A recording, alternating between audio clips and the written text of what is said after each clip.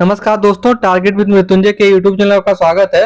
दोस्तों, कुमाऊं यूनिवर्सिटी का जो पीएचडी का नोटिफिकेशन आया है, इससे रिलेटेड दोस्तों हम लोग 7 से 8 वीडियो में चर्चा कर चुके हैं। जो भी आपको प्रश्न है तो आप लोग एक बार यहाँ पे कमेंट करने से पहले आप लोग देख लीजिएगा, आप लोग थंबनेल देखिएगा वीडियो का। अगर आपको टाइटल देख लीजिएगा, उसी में आपकी समस्या का समाधान मैंने पिछली वीडियो में किया है। कुछ दोस्तों अन्य प्रश्न दोस्तों आप लोगों के कमेंट निकल के आ रहे थे। दोस्तों आप लोग कमेंट करके पूछ रहे थे सर कि प्री पीएचडी का जो यहाँ कोर्स वर्क होगा वो कितने महीने का यहाँ क्लास चलता है। दूसरा दोस्तों आप लोग पूछ रहे हैं कि जेआरएफ नेट पीजी जो कोर्स वर्क का दोस्तों आपका जब कोर्स वर्क हो जाएगा 6 माह का, तो यहाँ क्या कॉलेज डेली जाना होगा या जो लोग कैंपस लेंगे उन्हें कैंपस यानी यूनिवर्सिटी में डेली जाना होगा, ये आपके प्रश्न निकल के आ रहे हैं। तो दोस्तों पहला प्रश्न है कि प्री पीएचडी कोर्स वर्क यहाँ कितने महीने का होता है।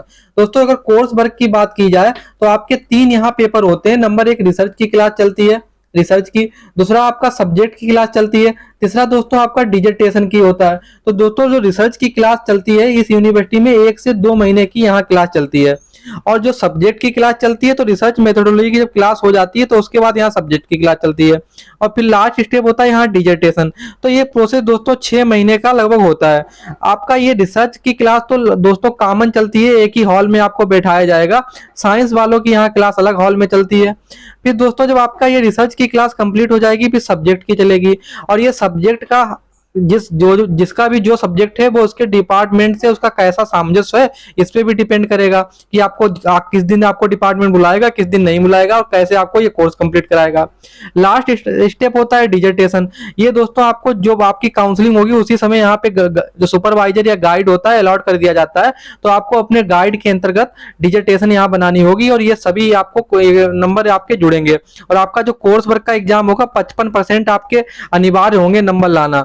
तो आप ये समझ के कितने महीने का कोर्स वर्क होगा, 6 महीने का, जिसमें 3 स्टेप होंगे, 3 सब्जेक्ट पढ़ाए जाएंगे। फिर दोस्तों आप लोग पूछ रहे हैं कि जेआरएफ नेट या पीजी वाले जो स्टूडेंट हैं, बहुत लोग समझ रहे होंगे जो पीजी या पोस्ट ग्रेजुएट करके जिन्हें पीएचडी में एडमिशन मिल गया सपोज दैट, तो उन्हें कॉलेज नहीं जाना होगा। बहुत लोगों का जेआरएफ है, उन्हें कॉलेज जाना होगा या नहीं जाना, नेट वालों को जाना होगा या नहीं जाना होगा। तो ये इसकी भी चर्चा कर लेते हैं। दोस्तों ये कुमाऊं जो केयू यूनिवर्सिटी है, तो कुमाऊं यूनिवर्सिटी बहुत अच्छी यूनिवर्सिटी के साथ साथ दोस्तों इसकी लोकेशन तो अच्छी है और यहाँ कार्य प्रणाली भी दोस्तों बहुत साफ और निष्पक्ष होती है। पहली बात तो आप यहाँ देखेंगे जो लोगों की भी इंटरव्यू की कॉल आएगी उन्हें ऐसा कभी नहीं लगेगा कि यहाँ पे भाई भतीजा बात चल रहा है या जुगाड़ गाड़ी चल रही है। निष्पक्ष आपको अगर आपकी नॉलेज होगी तो इंटरव्यू में आपको नंबर मिलेंगे। दूसरी बात दोस्तों आप पूछ रहे होंगे कि नेट वालों को यहाँ कॉलेज जाना होगा, जो पीजी है सिर्फ उनका नेट और जेआरएफ नहीं है उन्हें कॉलेज जाना होगा। फिर जेआरएफ वाले क्या इन लोगों को कॉलेज डेली जाना होगा? तो दोस्तों मैं आपको बताना चाहे आपका नेट हो, चाहे पीजी हो, चाहे जेआरएफ, इस यूनिवर्सिटी में 210 दिन की आपको क्लास, 210 दिन आपकी अटेंडेंस अनिवार्य है। तो आप कुल मिला के ये समझे कि आपको 210 दिन की अटेंडेंस लगानी होगी।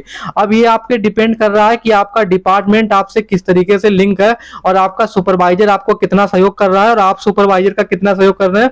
म्यूचुअल अंडरस्टैंडिंग पे भी डिपेंड करती हैं ये चीजें। तो आप ये मान के चलिए आपको 200 दिन यहाँ 10 दिन की अटेंडेंस तो देनी है, चाहे वो नेट वाले हो या पीजी या जेआरएफ वाले। तो ये तो हो गया अटेंडेंस। अब दोस्तों ये तो समझ गए आप पीजी नेट जेआरएफ वालों को 210 दिन की अटेंडेंस देनी है। फिर प्रश्न बनता है कि जेआरएफ वालों को क्या अदर भी यहाँ कुछ चीजें होती हैं?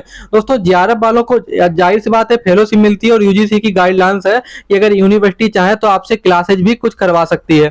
तो जेआरएफ वाले जो स्टूडेंट है, जहां तक यहाँ सुपरवाइजर होते हैं वो कहीं जा रहे हैं या कुछ अन्य उनकी समस्या है तो आपको क्लास भी अलॉट कर सकते हैं, कभी कभी आपको क्लास भी पढ़ाना होगा। तो आप ये मान के चलिए अगर यहाँ से आप केयू से पीएचडी कर रहे हैं तो आपको यहाँ प्रॉपर रहना तो होगा और ये आप पे डिपेंड कर रहा है कि आपका सुपरवाइजर आपका किस तरीके से सहयोग कर रहा है। और आप ये मान के चलिए 2-3 साल तक तो आपका जब तक कोर्स वर्क वगैरह होता है तो 2-3 साल तक आपको यहाँ पे प्रॉपर रहना ही होगा।